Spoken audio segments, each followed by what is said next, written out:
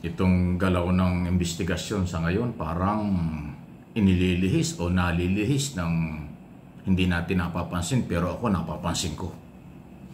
Alam po ninyo, pagdating sa national budget, yan po ay maraming pinagdadaanan at marami rin nagpapatupad ng batas kasi yung budget under the law every year.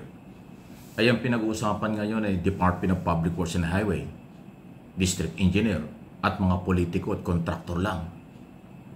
Ay bakit hindi man lang nababanggit or tinatanong ng kung paano ang ginawa ng ibang ahensya ng pamahalaan na naaayon sa kanilang karapatan at obligasyon under the law. Ang tinutukoy ko po ay DBM, Department of Budget and Management, at saka Commission on Audit. Napakahalaga po ng dalawang yan. Ano ang trabaho ng DBM? Mag-release ng pondo sa request at pangailangan ng lahat ng ahensya at departamento ng gobyerno, hindi lang DPWH. Di ba dapat ang DBM, ikaw ang nag-release ng bilyon-bilyon o trilyong pondo taon-taon, di ba dapat alam mo rin kung tamang nagagamit? Dapat may double check din kayo kung ano ba ang paggagamitan nito. Hindi pwedeng pag nag-request ang isang departamento at ahensya, approve ka agad dahil merong available na pondo, dahil merong nakalaang pondo sa kanila base sa General Appropriation Act o law. Yung kasi ang katwiran ng DBM nasa batas kaya ko ibinigay sa kanila. Tama yun. Pero dapat meron din kayong pagsusuri na yung inyong ibinigay na pera ay ginamit ba ng tama o nagamit ba ng tama. So hindi lang DBM ang dapat magdo-double check kung ang inilis na pondo sa isang departamento at ahensya ay nagamit at hindi ibinulsa lang o hindi ginamit sa ghost project. Nandyan din ang Commission on Audit. Although yung COA ay na-expose na, nangungumisyon din ng 0.5 to 1% sa project. Ay yung COA po under the law, independent yan. Yan talaga ang takapagbantay ng ating budget. Pero kung nangungumisyon ang COA, sa tingin ba ninyo, yung DBM, maglalabas din ng punto na wala silang pakinabang?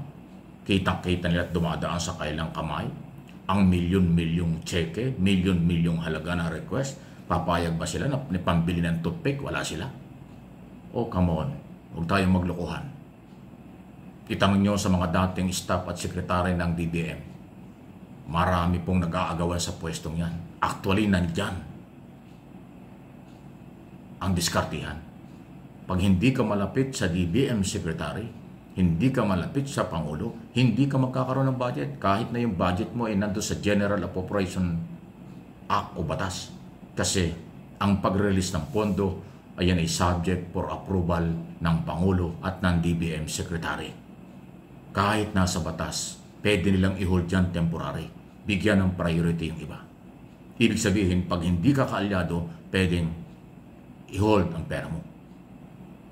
Kung ikaw naman kaalyado, pwedeng hindi lang yung nakasaad dun sa batas, pwedeng dagdagan mo pa yan. Kung malapit ka sa DBM at sa ating Pangulo. At sa tingin po ninyo, magre-release ng pondo ng bilyon o trilyon ang mga taga-DBM ni pambili ng ice cream, wala sila. Pambili ng kung ano man, hindi sila babalikan. Nako, yan ang dapat sinisilip. Pero alam ko naman, eto na, bukuhan na tayo. Alam ko naman kung bakit hindi masyadong sinisilip ng mga politiko sa Kongreso at Senado kasi yung kanilang budget ay dyan ang gagaling sa DBM.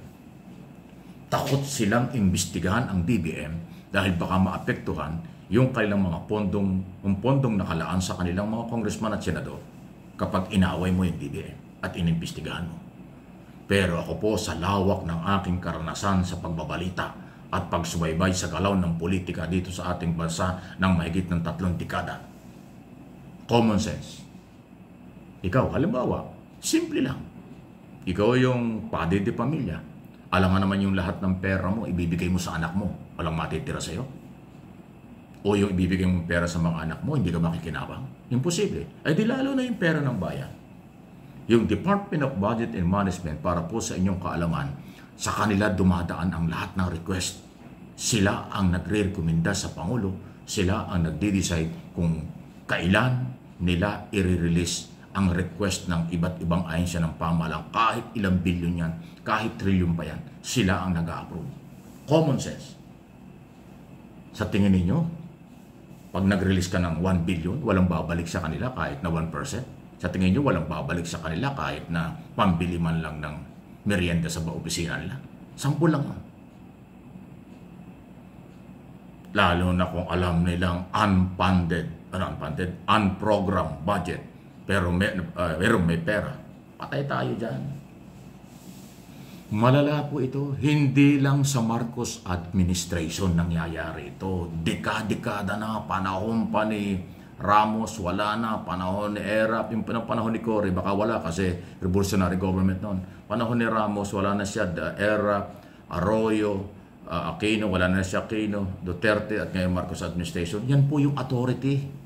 Kaya nga kung yung mapapansin, madalas kong sinasabi, baguhin na natin ang sistema ng gobyernong presidensyal.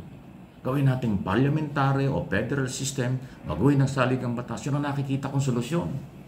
Pero nagbibingi-bingihan ang mga politiko at ang mga taga-Malacanang kasi ayaw nilang mabawasan sila ng kapangyarihan.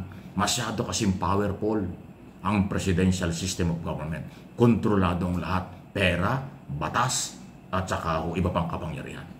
Pero kung i-delegate natin, hahati-hatiin ang kapangyarihan sa ilalim ng parliamentary system, mababawasan, baka tuluyang mawala ang korupsyon, lalo na kung lalagyan ng probisyon ang saligang batas na bago na dapat baguhin ang 1987, may parusang bitay o death penalty. Sigurado yan. Hindi naman ho tayo titigil ng pagbibigay ng idea kasi ako'y Pilipino. Hindi lang ho tayo basta Pilipino, meron tayong sariling pagmamahal at malasakit sa ating bansa. Huwag nating ipapaubaya sa mga politiko. Huwag nating ipapaubaya sa kung mga nakapwesto lang na sila ang magagaling, sila ang matatalino. Never, hindi totoo yan. Maraming sibilyang mas matatalino kaysa nakaupo sa gobyerno. Maraming matatalinong Pilipino hindi lang sumasali, hindi lang nagsasabi, pero mas matalino sila kaysa sa mga nandyan. Ako hindi. Hindi man ako matalino, pero karapatan kong sabihin kung anong nakikita kong idea bilang solusyon. Kasi itong bayang ito ay ating pagsakripisyo ng totoo. Inabuso tayo. Kaya DBM, COA, isama sa investigasyon ang ibig sabihin. Please like, share, subscribe, and follow. Sunod na ating balita, ito pong balikan natin itong mga kilos protesta. Palaki pa ito ng palaki, mauulit pa ito. Kasi nga po, naiguhit na iparating na sa taong bayan ang kanilang karapatan. Dahil korupsyon ang laban. Walang politika rito. Yung ang galaw ay pamumulitika, pagpapalit ng administrasyon, personal interest, huwag natin samahan yun. Ginagamit ng isyu ng korupsyon. Yung lehitimong nananawagan, itigil, papanagutin at bawiin ang pera galing sa korupsyon, yan ay lehitimong gusto ng pagbabago. Kaya palakas ng palakas yan, padami ng padami. Suportahan natin yan. Senador, congressman, ngayon at dati, at mga sekretary, dati at sekretary ngayon, panagutin sila. Hindi pwedeng walang mananagot sa korupsyong napakatindi dito sa ating bansa.